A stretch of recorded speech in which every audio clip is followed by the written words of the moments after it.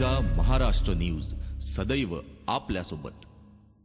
नमस्कार, गरजा महाराष्ट्राच्या बुलेटिन मध्ये आपलं मनपूर्वक स्वागत। मी अयाज मोहसेन। पाहूया आजच्या काही महत्त्वाच्या बातम्या। एनसीआर सह संपूर्ण भारत, नेपाळ आणि चीन या ठिकाणी भूकंपाचे एकूण 6 झटके जाणवले। नेपाळमध्ये 58 तर भारतात 17 जण या भूकंपात बळी गेल्याचं वृत्त आहे। 39 जण जखमी झाले असून रुग्णालयात उपचार घेत आहेत।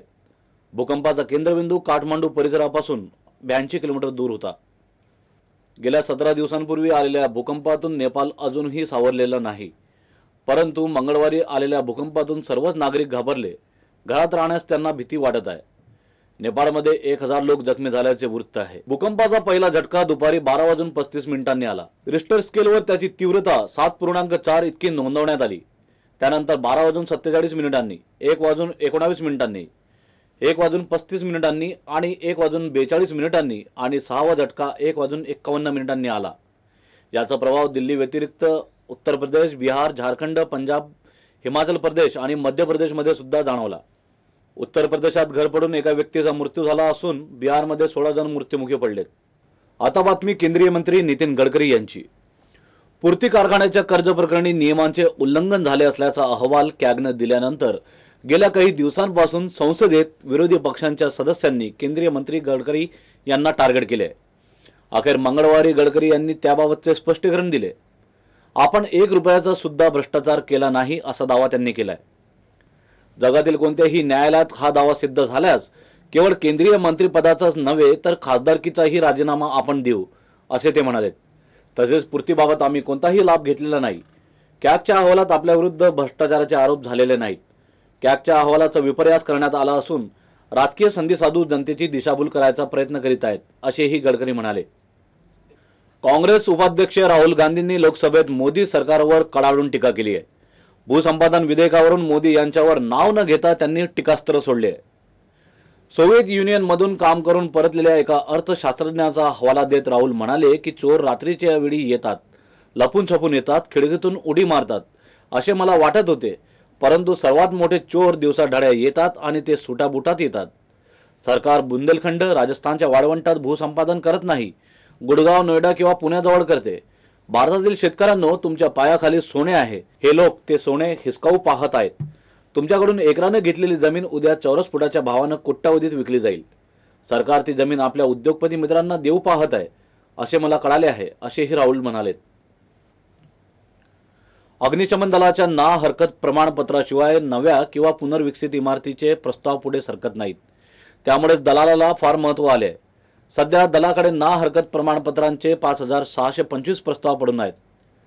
फायर ऑडिट अहवालाच्या खऱ्या खोट्याची पडताळणी होत नाही, त्यामुळे दलात काही वर्षांपासून भ्रष्टाचाराचा धूर निघू लागलाय।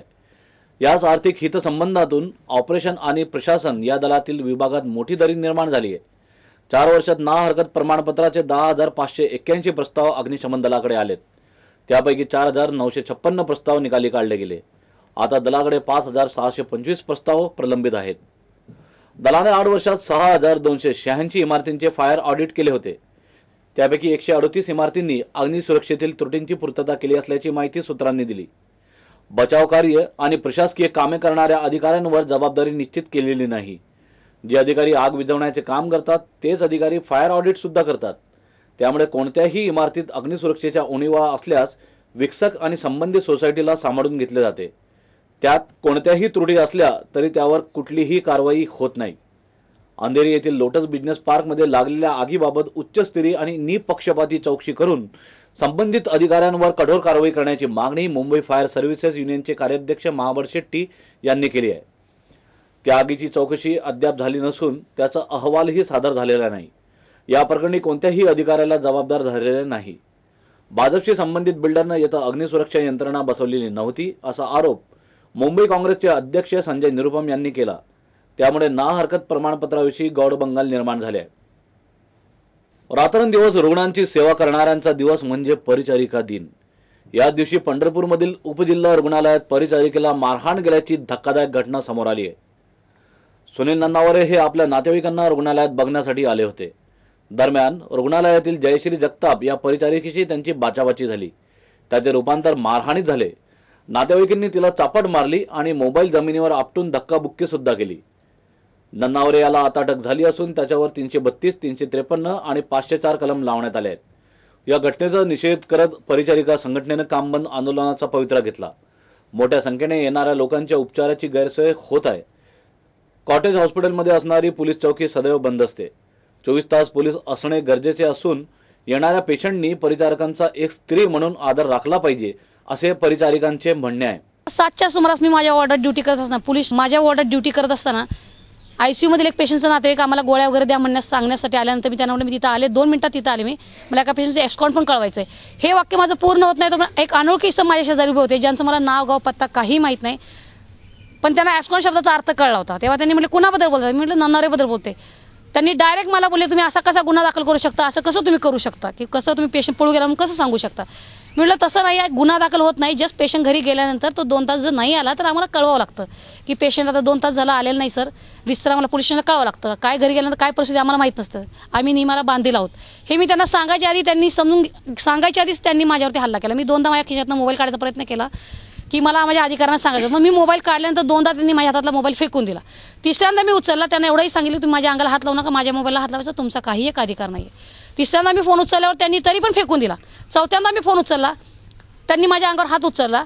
एवढं म्हणायच्या त्यांनीच मला जोरात डाव्या गालात आणि डोळ्यात जोरात मारले. त्यांची मला पोलीस कंप्लेंट करावी लागली. काल दिनांक 11/5/2015 रोजी पुरुष वॉर्डामध्ये परिचारिका जगताप या कार्यरत असताना तेथे पेशंटच्या नातेवाईकांबरोबर त्यांची आणि पेशंटच्या नातेवाईकांची उच्चच झालेली होती.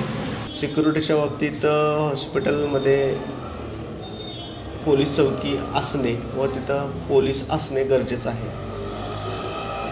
सिस्टरांनी खूपच सिक्युरिटीबाबत मुद्दा उचलून धरलेला आहे व सकाळी कामबंद आंदोलन चालू केलं होतं पण प्रशासनाने व आम्ही सर्व लोकांनी सिस्टरांची समजूत घालून सध्या तरी हॉस्पिटलचं रुग्णालयाचं काम हे योग्य पद्धतीने चालू आहे. कुठेही अडथळा नाही. पण सिस्टरांची मागणी अशी आहे की त्यांच्या सिक्युरिटीविषयी तात्काळ काहीतरी ठोस उपाययोजना केली जावी. ठाणे रोडच्या भिवंडी भागातील काल्हेर अरिहंत कंपाऊंड केअर एजन्सीमध्ये कोर्टाच्या आदेशानंतर अर्थात central drugs standard control organisation CDSCOने छापा मारला. 10 कोटी रुपयांहून अधिक इम्पोर्ट एक्सपोर्ट केली जाणारी विदेशी औषधे इथं जप्त करण्यात आली आणि औषधांचे नमुने तपासासाठी पाठवण्यात आले. संबंधित विभागाने सांगितले की तपासासाठी पाठवण्यात आलेल्या औषधांच्या नमुन्यांचा रिपोर्ट आल्यावर कंपनीवर उचित कारवाई केली जाईल. क्युअर एजन्सीज कंपनी भिवंडीच्या गोडाऊनमध्ये मोठ्या प्रमाणात मेड्रॉक्सी प्रोजेस्ट्रॉन ॲसिडेट इंजेक्शन टॉर्सेल इंजेक्शन ही औषधे 2000 पेक्षा जास्त सापडली.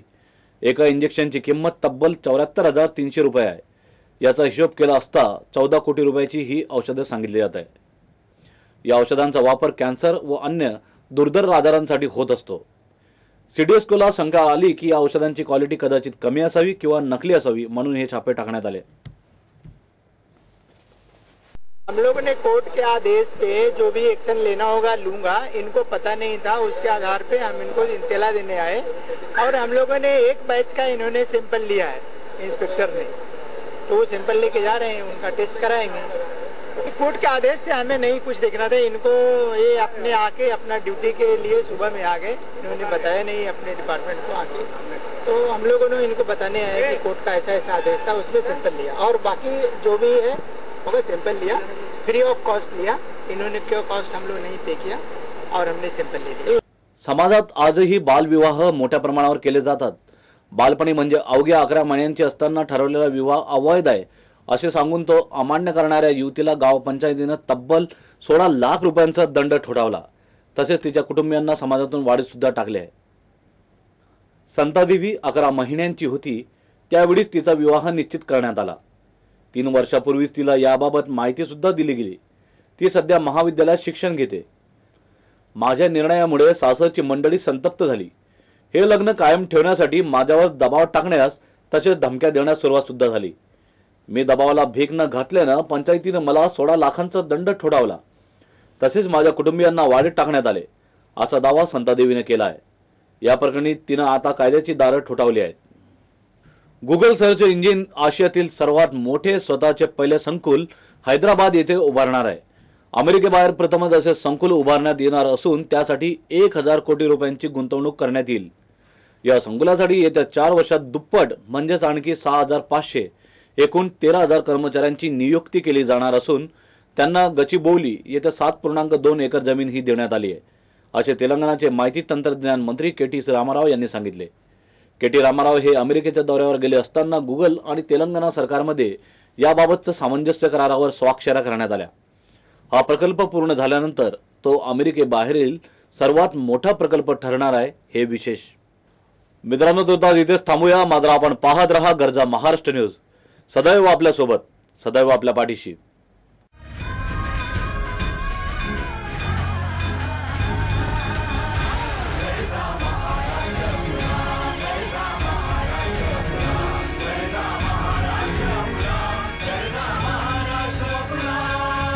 गरजा महाराष्ट्र न्यूज सदैव आपल्यासोबत.